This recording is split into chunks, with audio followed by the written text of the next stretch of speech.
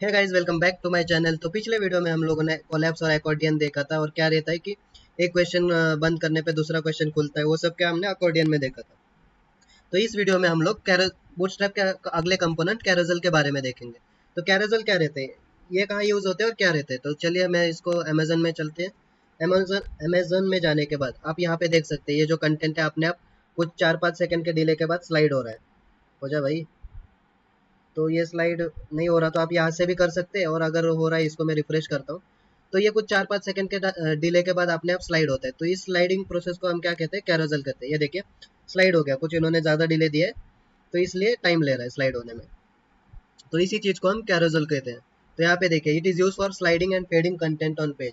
तो हम यही बनाएंगे अमेजन की मदद से, मतलब अमेजन के जैसे ही बनाएंगे कि कैरोजल। तो ये कैरोजल के कुछ बेसिक क्लासेस है। Carousel, carousel inner, item, dark, active, slide, fade, ये सब क्या है, बेसिक क्लासेस है। और सिंटेक्स, कैरोजल हम कैसे लिखते हैं, जैसे अकॉर्डियन के अंदर हम अकॉर्डियन आइटम और फिर आइटम के अंदर हेडर, वो सब लिख रहे थे।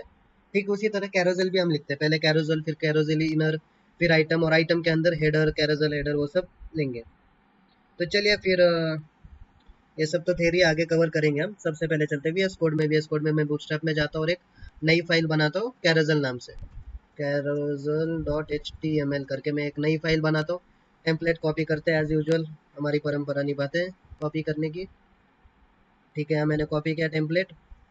अभी बॉडी के अंदर मैं लिखता हूँ, एक कंटेनर लेता हूँ डिव करके उसके अंदर मैं क्लास लिखता हूँ कुछ कैरोजल। हमने अभी हायरार्की देखी थी। कैरोजल के अंदर हमारा क्या है, डिव। डिव के अंदर मेरा क्लास क्या रहेगा, एक कैरोजल के अंदर कैरोजल इनर रहेगा। कैरोजल इनर यहाँ पे लिखता हूँ, और इसके नीचे हमारा कौन सा क्लास रहेगा, कैरोजल आइटम करके। डिव यहाँ पे मैं क्लास दूंगा कुछ कैरोजल आइटम करके। ठीक है, ये हमारी हायरार्की है। अभी इस आइटम के अंदर मैं कुछ इमेज देता हूँ, क्योंकि यहाँ पे देखिए हमारा कहाँ है, यहाँ पे इमेजेस है। तो मैं कुछ इमेज देता हूँ यहाँ पे कैरोजल आइटम के अंदर। पहला इमेज, इमेज एसआरसी करके देता हूँ।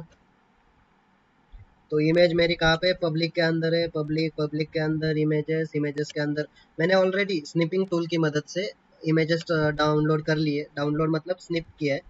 स्निपिंग टूल आपको पता नहीं होगा तो आप यहाँ पे सर्च कर सकते हैं स्निपिंग टूल, यहाँ पे एस एन आई पी जाके, और इसकी मदद से ये क्या है, इतना इमेज आप कट पेस्ट कर सकते हैं। तो मैंने ऑलरेडी कर लिया है स्लाइड डॉट जेपीजी। ठीक है, और इसके बाद मैं और इमेजेस क्या बोलते हैं, कॉपी करता हूँ। तो एक काम करता हूँ, इतना ही कॉपी करता हूँ, do control C control V. 3 images, चलो मैंने 3 इमेजेस ले ली। तो यहाँ पे कंट्रोल 1, स्लाइड 2, और एक मैंने स्लाइड 2 करके, और यहाँ पे मैं स्लाइड 4 करके और एक ली थी। अभी यहाँ पे ओपन विथ लाइव सर्वर करते हैं। यहाँ पे इसको ओपन विथ लाइव सर्वर करने के बाद खुल क्यों नहीं रहा, तो हमारी कुछ तो दिक्कत हो गई है। तो चलिए वापस चलते हैं कहाँ पे, हमारे वीएस कोड में। तो यहाँ पे देखिए स्लाइड, ठीक है ठीक है ठीक है, कैरोजल आइटम। मैं पहले इसको क्लास वेट 100 देता हूँ, ताकि ये हमारे जो कंटेंट है ये इसके साथ ही जॉइंट रहे, मतलब इतने में डिस्प्ले करे हमारे पेज के अंदर। तो क्लास वेट 100 देता हूँ, इसको भी मैं क्लास वेट 100 देता हूँ। ये खुल क्यों नहीं रहा, अभी हम इसको देखते हैं क्यों नहीं खुल रहा भाई साहब। क्लास वेट 100, तो ये खुल इसलिए नहीं रहा क्योंकि हम इमेजेस कहाँ दे रहे हैं, कैरोजल के अंदर। तो बाई डिफॉल्ट हमें कैरोजल का एक आइटम एक्टिव रखना ही पड़ता है, ताकि बाकी डिस्प्ले कराने के लिए। तो यहाँ पे मैं क्या लिखूँ, ये क्या हो रहा है, तो यहाँ पे मैं क्या लिखूंगा, कैरोजल आइटम, और इसके अंदर मैं लिखूंगा क्या, एक्टिव करके। तो बाई डिफॉल्ट एक हमें एक्टिव रखना ही पड़ता है। अभी जैसे ये देखिए एक्टिव रखा, तो ये हमारा एक ही इमेज दिख रहा है, बाकी इमेजेस नहीं दिख रहे, क्योंकि ये इमेजेस एक के पीछे एक है। तो वो बाकी इमेजेस दिखाने के लिए अभी यहाँ पे ये 4-5 सेकंड का टाइमर लेते हैं, और फिर देखते हैं कि आ रहा है कि नहीं आ रहा। तो ये नहीं आ रहा मेरे हिसाब से, तो आ नहीं रहा। क्यों नहीं आ रहा, क्योंकि carousel by default carousel animation start नहीं होगा। एनिमेशन स्टार्ट करने के लिए हमें जे क्वेरी की मदद लेनी पड़ेगी।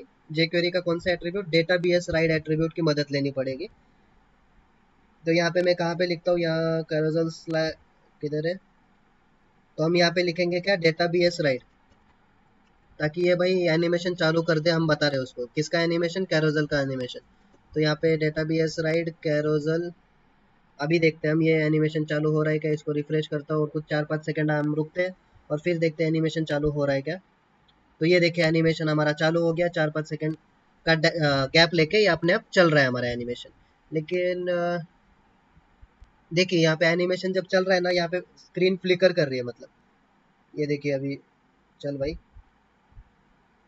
इसको रीलोड करता हूँ फिर से और देखते हैं। तो एनिमेशन चल रहा है, तो ये देखिए स्क्रीन पहले वाइट हो रही है और फिर ये इमेज आ रही है। तो उसके लिए कंटिन्यूस में स्क्रीन दिखानी है हमको, तो हम क्या यूज़ करेंगे, कैरोजल स्लाइड। तो यहाँ पे मैं क्या लिखता हूँ, कैरोजल इनर, कैरोजल किधर रखा है, ये हमें डाटा बी एस राइट यहाँ पे देना है, कहाँ पे, मेन कैरोजल के अंदर। तो यहाँ पे मैं देता हूँ कैरोजल, और यहाँ पे मैं बाय डिफॉल्ट स्लाइड कराता हूँ। तो स्लाइड करने पे क्या, ये फ्लिकर नहीं करेगा अभी, ये कंटिन्यूस में दिखाएगा इमेज। अभी दिखा, हाँ ये देखिए कंटिन्यूस में अभी ये दिखा रहा है।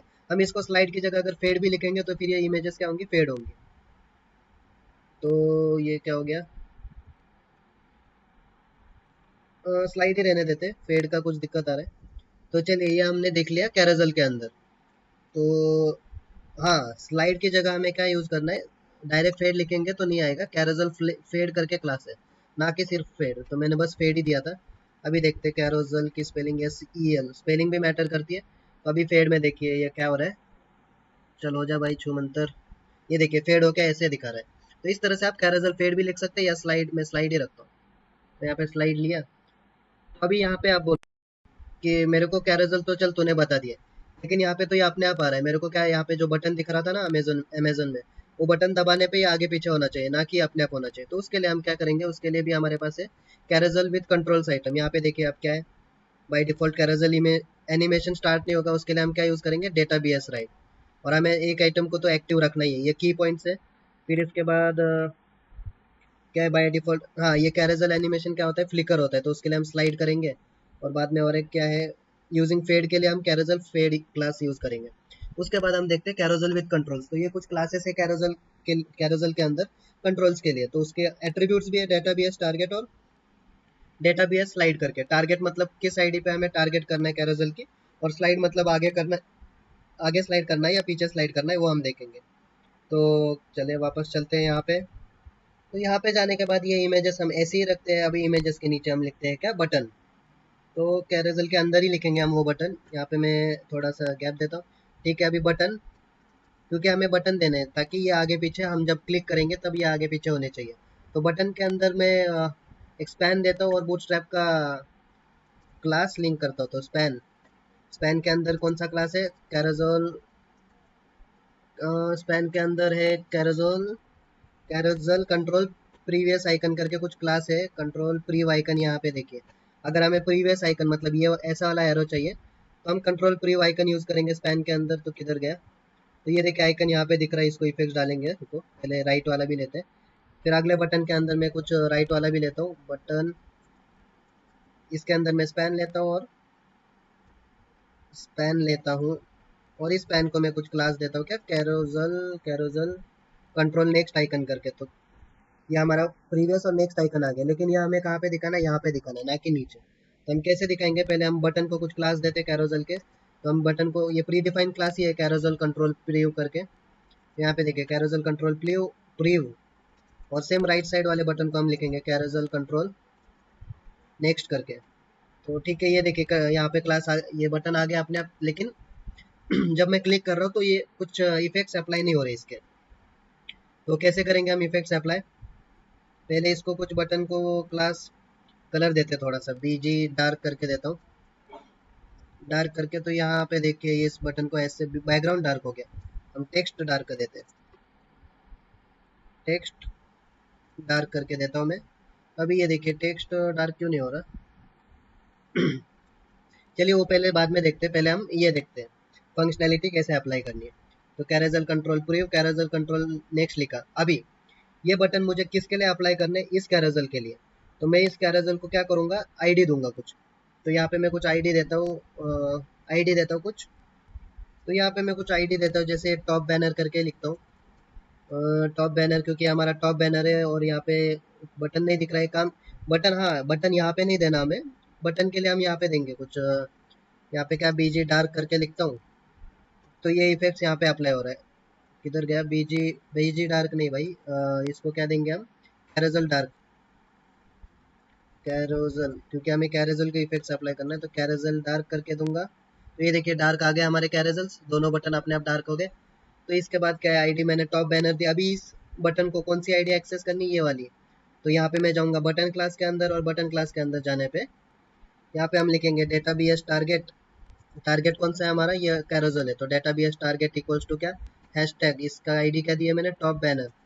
अभी देखते हैं ये काम कर रहा है क्या, काम मेरे हिसाब से नहीं कर रहा। क्यों नहीं कर रहा, क्योंकि ऑलरेडी एक क्लास है स्लाइड करके, हम स्लाइड करा नहीं रहे। तो यहाँ पे पहले dot data B S target मैंने हैशटैग ये लिखा टॉप बैनर, इसके आगे मैं डेटा बी एस स्लाइड करके क्लास दूंगा, क्योंकि मुझे स्लाइड कराना है ना। तो data B S slide slide equals to क्या लिखूंगा मैं, ये प्रीवियस है तो मैं प्रीवी लिखूंगा, बस ये इनबिल्ट है।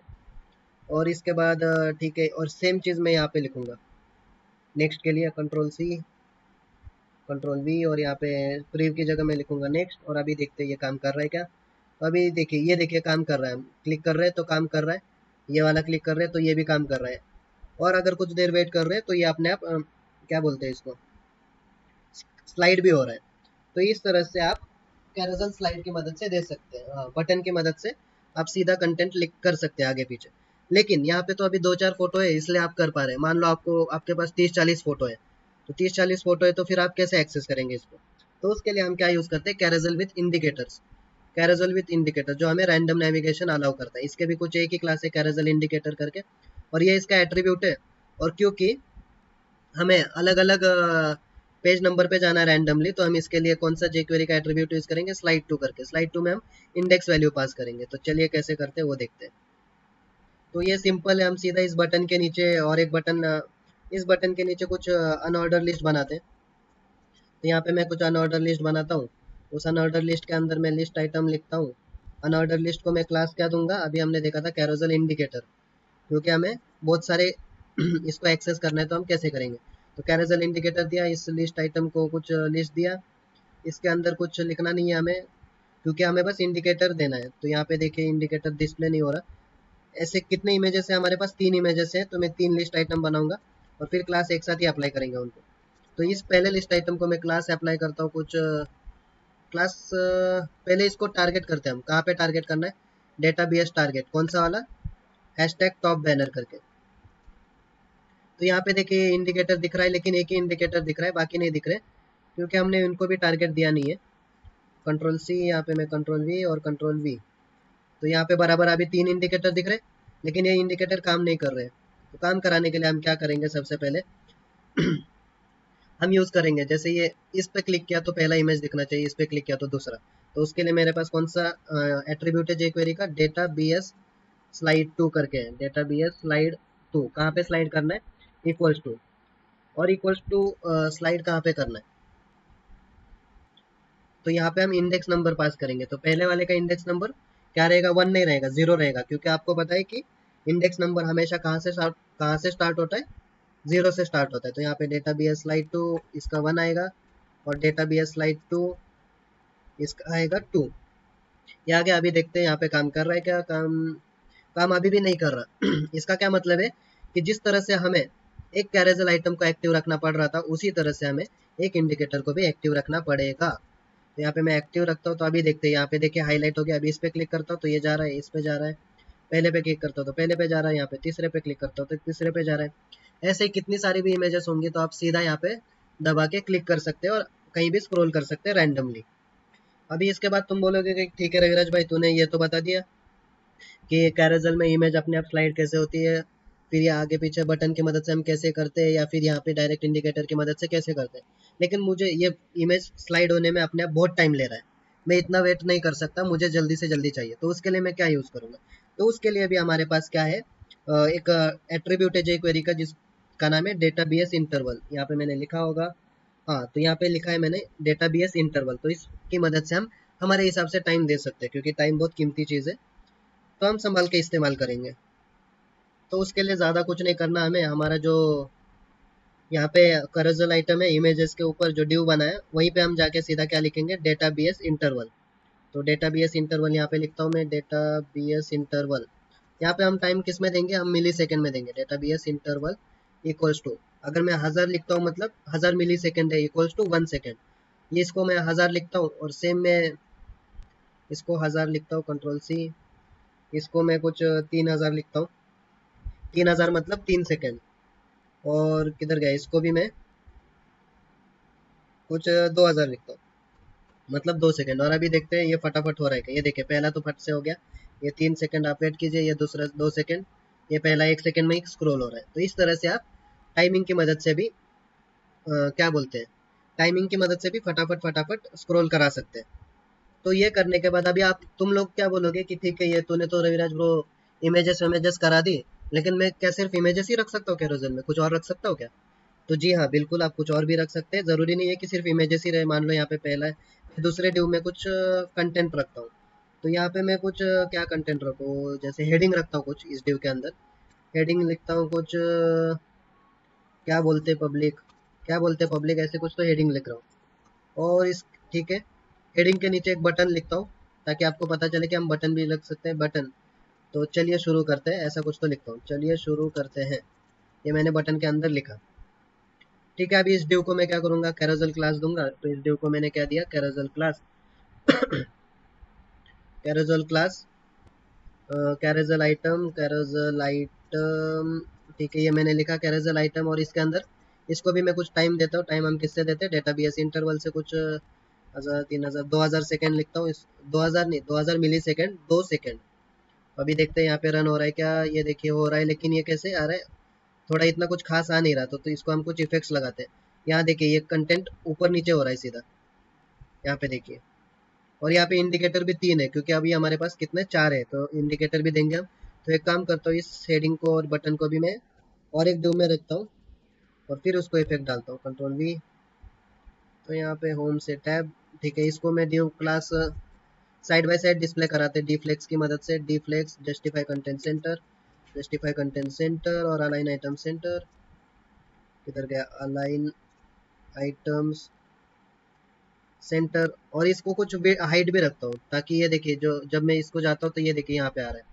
तो हाइट कुछ रखता हूँ, हाइट किसकी मदद से रखेंगे, स्टाइल की मदद से मैं हाइट कुछ रखता हूँ, 200 पिक्सल में हो जाना चाहिए मेरे हिसाब से, 200 पिक्सल।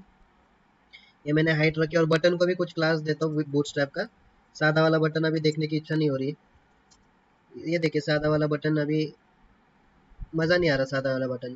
तो BTN प्राइमरी, और यहाँ पे ठीक है। तो अभी यहाँ पे देखिए ये बटन ऐसे हमने दे दिया। तो यहाँ पे हम देखते हैं, अभी ये आ गया बराबर। हाइट थोड़ी 250 रखते हैं, क्योंकि ये वापस इंडिकेटर हमारा ऊपर नीचे हो रहा है, बराबर डिस्प्ले नहीं हो रहा। ठीक है, ये अभी भी हो रहा है, 240 रखते हैं, आप अपने हिसाब से एडजस्ट कर लेना। हाँ, 240 में बराबर आ रहा है। लेकिन यहाँ पे देखिए ये चौथा हमारा इंडिकेटर दिख नहीं रहा, तो हम उसके लिए क्या करेंगे, और एक लिस्ट आइटम बनाएंगे। पूरा ही कॉपी करता हूँ, कंट्रोल C, और एंटर करके यहाँ पे इंडेक्स नंबर 3 दूंगा, ताकि ये थर्ड इसको आइटम को एक्सेस कर सके। तो ये देखिए इस तरह से आप कुछ कंटेंट भी रख सकते हैं, या फिर इमेजेस भी रख सकते हैं, या बटन भी रख सकते हैं, कुछ भी रख सकते हैं कैरोसेल के अंदर। तो यही था, शायद सब तो कवर कर लिया मैंने कैरोसेल के अंदर। तो यही था गाइस बूटस्ट्रैप के कैरोसेल क्लासेस के अंदर। ये अमेजन भी इन्होंने कैरोसेल की मदद से ही बनाया है, और थोड़े से इफेक्ट्स डाले हैं। तो चलिए फिर, उम्मीद करता हूँ आपको कुछ नया सीखने को तो ज़रूर मिला होगा कैरोसेल को देख के। तो चलिए फिर मिलते हैं अगले वीडियो में।